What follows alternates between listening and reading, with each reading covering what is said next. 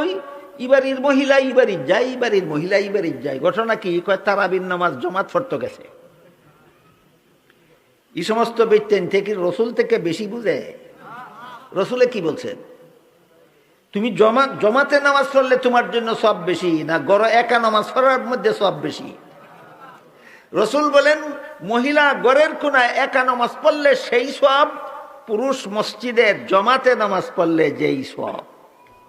কাজেই যে সমস্ত পুরুষরা নিজেদের মা বোনরে আরেক বাড়ি ফাটাই দেয় তারাবির নামাজ জমাতে ফেরার লাগি, এরাও মুখে কয় না, কাজে কর্মে দাবি করে বিষয়টা রসুল বেশি জানেন না, আমি বেশি জানি। এর মতো বেয়াদব জগতে আর কি হতে পারে? যে রাসূল থেকে বড় বুঝদার ইমানদার নেক আমলওয়ালা মানুষটা পুরুষ হোক অথবা মহিলা হোক। কেন আল্লাহ এমন ভাবে বললেন? প্রশ্নের জবাবে মুফাসসিরিন কেরাম তাফসীরের কিতাবে লিখছেন একটা কথা বুঝাইবার জন্য, সেটা হইল পুরুষ পুরুষের আমল করে আল্লাহর কাছে যেই পুরস্কার পাবে, মহিলা মহিলার আমল করে আল্লাহর কাছে একই পুরস্কার পাবে। এই কথাটা বুঝাইবার জন্য আল্লাহ পুরুষ মহিলা নাম ধরে কইছেন। কথাটা আমি আপনারা কেমনে বুঝাই? কয়েকটা উদাহরণ দিলে বুঝবেন। হাদিস শরীফে আল্লাহ রসুল বলেছেন, কোন মুসলমান পুরুষ যদি জেহাদে যায়, শত্রুর মোকাবেলা লড়াই করে, এই লোক যেই সওয়াব পায়, কোনো মহিলা যদি স্বামীর গড় করে তাহলে সেই মহিলাও পুরুষের জেহাদের সওয়াব পায়। পুরুষ যদি যুদ্ধের ময়দান থেকে বিজয়ী হইয়া ফিরে আসে তাইলে পায় গাজীর সওয়াব। রসুল বলেন মহিলা যদি সন্তান প্রসবের পরেও বাচ্চা থাকে, মহিলায়ও পায় গাজীর সওয়াব। পুরুষ যদি যুদ্ধের ময়দানে মারা যায় তাহলে পায় শহীদের সওয়াব। রাসূল বলেন মহিলাও যদি সন্তান প্রসবের সময় মারা যায় তাইলেও পায় শহীদের সওয়াব। তাইলে জেহাদের সওয়াব পুরুষেরও আছে মহিলারও আছে, গাজীর সওয়াব পুরুষেরও আছে মহিলারও আছে, শহীদের সওয়াব পুরুষেরও আছে মহিলারও আছে। একই কাজের দ্বারা না কাজ ভিন্ন, কাজ ভিন্ন, পুরস্কার সমান। কাজ ভিন্ন, মহিলার কাজ আলাদা, পুরুষের কাজ আলাদা, কিন্তু আল্লাহর কাছে পুরস্কার পাবে সমান। এই কথাটা বুঝাবার জন্য আল্লাহ বলেন মিন যাকারিন আও উনসা। ঠিক তেমনি ভাবে হাদিস শরীফে রাসূল করিম সাল্লাল্লাহু আলাইহি ওয়াসাল্লাম বলেন, পুরুষ মসজিদে জমাতে নামাজ পড়া যেই সওয়াব, মহিলা ঘরের কোনায় একা নামাজ পড়া সেই সওয়াব। বুঝে থাকলে বলেন আমল সমান না পুরস্কার সমান? পুরস্কার সমান। এই বিষয়গুলি আজকাল অনেক মুসলমানে না জানার কারণে করে কি, রমজান মাস আসলে ওই ইবাড়ির মহিলা ইবাড়ির যায়, ইবাড়ির মহিলা ইবাড়ির যায়। ঘটনা কি? কয় তারাবির নামাজ জমাত পড়তে গেছে। এই সমস্ত ব্যক্তি থেকে রসুল থেকে বেশি বুঝে। রসুলে কি বলছেন? তুমি জমাতে নামাজ পড়লে তোমার জন্য সব বেশি না গড় একা নামাজ পড়ার মধ্যে সব বেশি? রসুল বলেন মহিলা গড়ের কোনায় একা নামাজ পড়লে সেই সওয়াব, পুরুষ মসজিদের জমাতে নামাজ পড়লে যেই সওয়াব। কাজেই যে সমস্ত পুরুষরা নিজেদের মা বোনরে আরেক বাড়ি ফাটাই দেয় তারাবির নামাজ জমাতে ফেরার লাগি, এরাও মুখে কয় না, কাজে কর্মে দাবি করে বিষয়টা রসুল বেশি জানেন না, আমি বেশি জানি। এর মতো বেয়াদব জগতে আর কি হতে পারে? যে রাসূল থেকে বড় বুঝদার। রসুল কি বলছেন? মহিলারা জমাতে নামাজ পড়লে বেশি সওয়াব না একা পড়লে বেশি সওয়াব? পুরুষ জমাতে নামাজ পড়লে বেশি সওয়াব, মহিলারা একা নামাজ পড়লে বেশি সওয়াব। পুরুষ একা পড়লে সওয়াব কম, মহিলারা জমাতে শরীক হইলে সওয়াব কম। কথা বুঝলেন কি না? এই জন্য আল্লাহ পাক রব্বুল আলামিন বলেছেন মিন যাকারিন আও উনসা। ইমানদার নেক আমল ওয়ালা মানুষটা পুরুষ হইয়া তার পুরুষের যত দায়িত্ব পালন করবে, সবগুলির কারণে আল্লাহর কাছে যেই পুরস্কার পাবে, মহিলা হইয়ার কারণে মহিলা হিসেবে যে দায়িত্ব পাবে পালন করবে, এই দায়িত্বের দ্বারাও পুরুষের সমান পুরস্কার লাভ করবে। মহিলাদের দায়িত্ব কম, পুরস্কার সমান। পুরুষের দায়িত্ব বেশি, পুরস্কার মহিলাদের সমান। এখন রয়েছে আর একটা কথা বুঝার বাকি। আল্লাহ বলেন ইমানদার নেক আমলওয়ালা নারী পুরুষ এদেরকে আমি আল্লাহ পবিত্র জীবন দান করব। 4 নম্বর বোঝার বিষয় হইল আমরা পবিত্র জীবন কারে কয়। এটাই শেষ কথা। 4 কথার 3 কথা কইছি, আর কটা রয়েছে? একটা। পবিত্র জীবন কাকে বলে?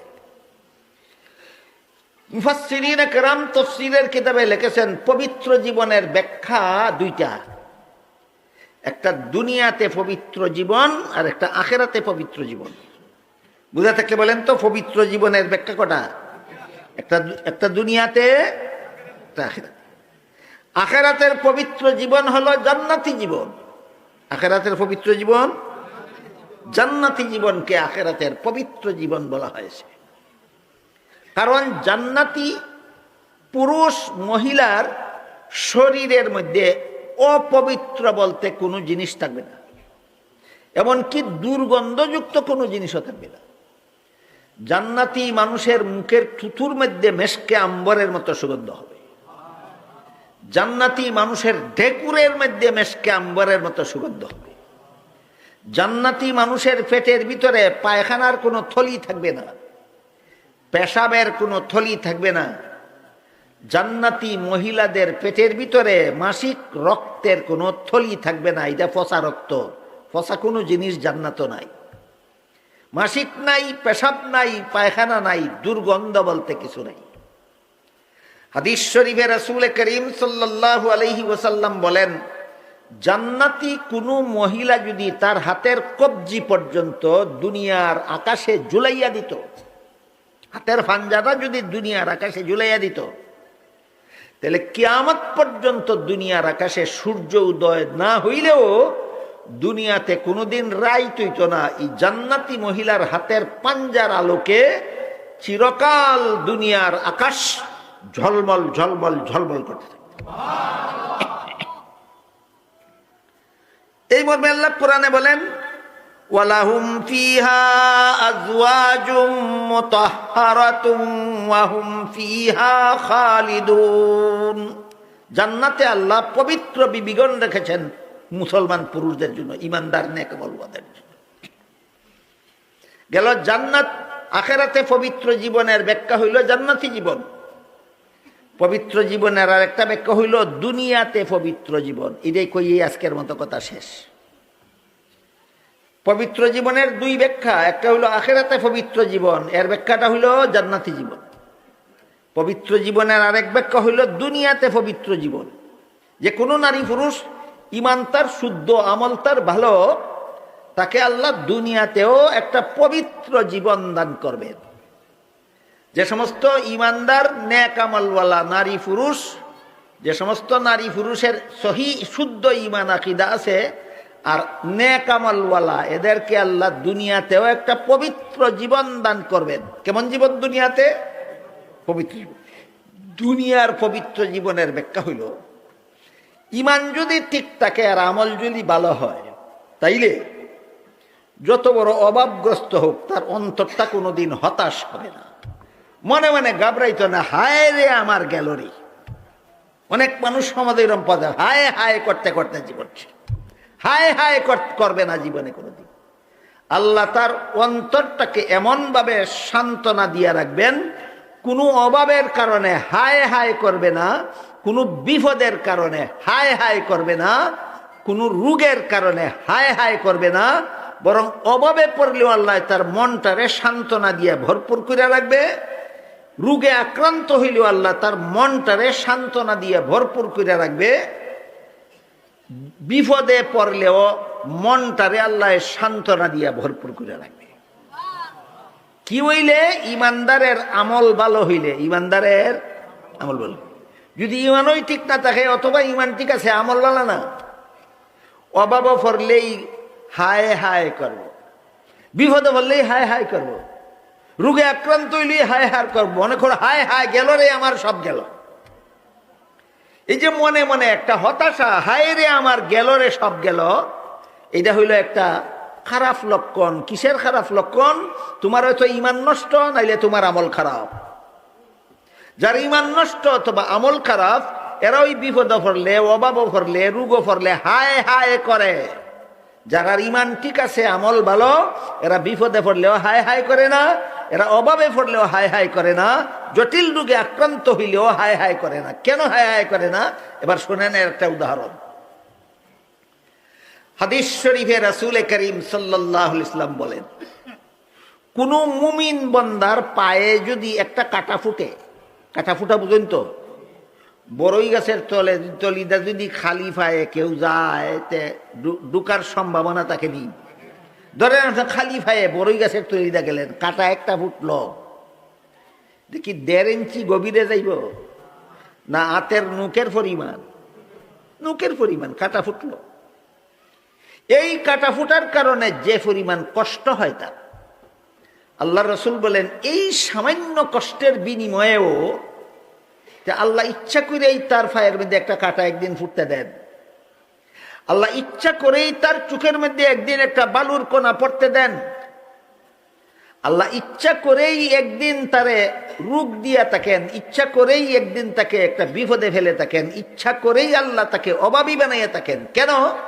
আল্লাহ রসুল বলেন কাটা ফুটার কষ্টের বিনিময়েও আল্লাহ হয়তো তার কোনো গুনাহ মাফ করেন, আর এই সময় যদি তার কোনো গুনাহ না থাকে তাহলে আল্লাহ তার মর্যাদা বাড়াইয়া দেন।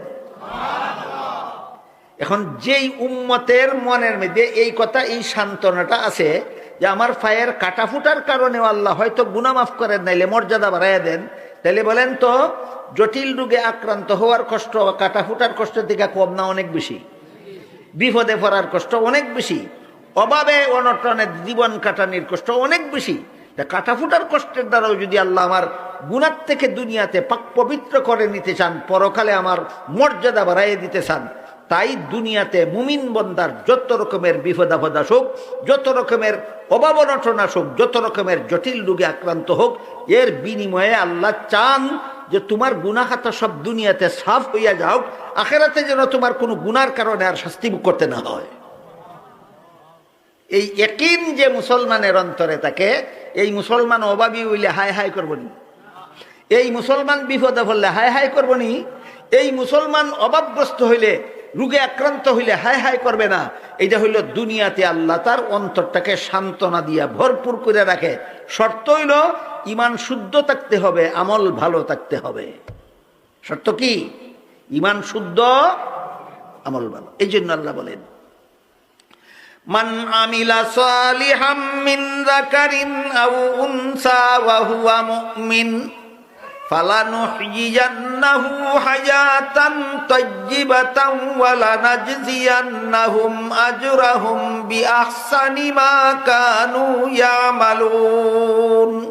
কোন মানুষ যদি মুমিন হয় আর আমল ভালো করে, সে পুরুষ হোক অথবা নারী হোক, আমি আল্লাহ তাকে দুনিয়াতে পবিত্র জীবন দান করব, আখিরাতে পবিত্র জীবন দান করব। মাত্র 2টা কাজ, ইমান শুদ্ধ, আমল ভালো। ইমান শুদ্ধ, আমল ভালো, দুনিয়াতেও আল্লাহ পবিত্র জীবন দান করবেন, আখিরাতেও আল্লাহ জান্নাতি জীবন দান করবেন। কাজী আল্লাহ আপনাদের আমাদের সবাইকে সহি শুদ্ধ ইমান নিয়া এবং নেক আমলে অটল থেকে দুনিয়ার থেকে বিদায় হওয়ার তৌফিক দান করুন, আমিন। সুবহান রাব্বিকা রাব্বিল ইজ্জাতি আম্মা ইয়াসিফুন ওয়া সালামুন আলাল মুরসালিন।